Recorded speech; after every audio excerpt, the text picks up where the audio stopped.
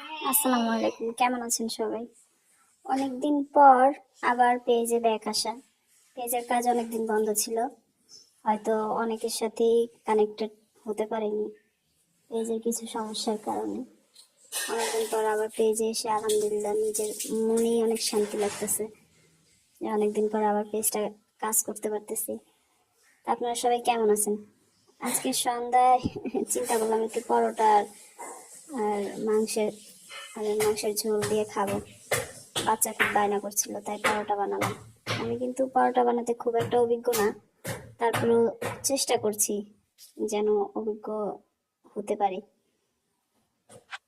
আমার বাচ্চার আবার পরোটা খুব পছন্দ, আমরা সকালেও পরোটা আর চা খাই, তো মাঝে মধ্যে বিকালেও খাওয়া হয়।